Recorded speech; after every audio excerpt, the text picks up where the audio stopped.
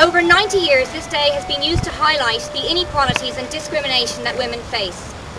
And while advances have been made during this period, the reality is that women can never gain true equality within the capitalist system of exploitation and patriarchy.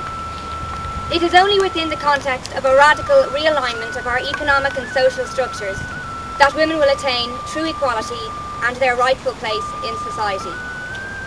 Given that reality, it is appropriate that we have gathered here at the graveside of Kathleen Lynn, Republican, Socialist, Revolutionary. And now, to give an overview of Kathleen Lynn's life, I'd like to introduce Joanne MacDonald.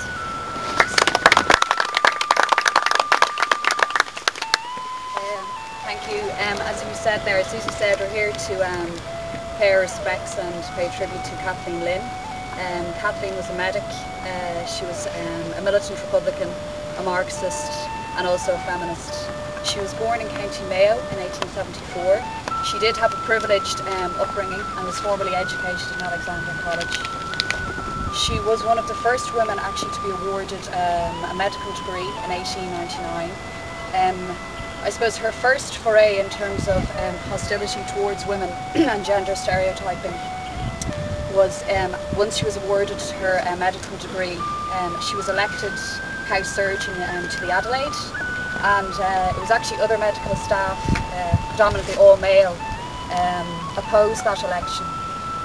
That didn't deter Kathleen. She went on to, in 1909, to become a fellow of the College of Surgeons.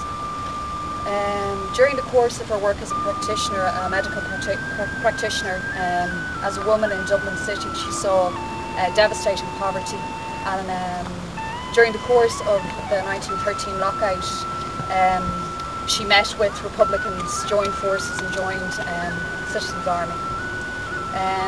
She actually was captain and chief medical officer of the Irish Citizens' Army. In 1916 she played her part and fought during the assault on Dublin Castle.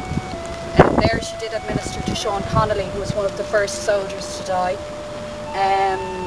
She was arrested on Easter morning, or Easter Monday, and she was moved around prisons, treated very badly, moved around prisons from Ship Street to Kilmainham to Mountjoy.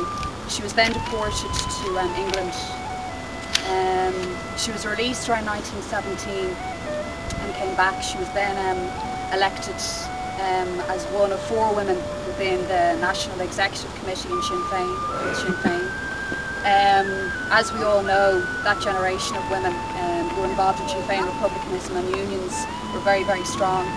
In 1918 she worked with Countess Markovich, her comrade and friend, and was involved in organising her election. That was predominantly through the Jacobs factory. The women there were very unionised and strong. Kathleen was actually voted in as Vice President of the Women's Workers' Union of Ireland, which is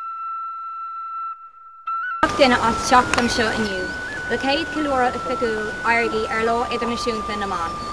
Tásúla Gwyn tógal ar an imeacht seo den am amach road. I'd like to thank everyone for coming here today to attend Éirígí's first official celebration of International Women's Day. We hope to build on this event for future years. Thanks very much.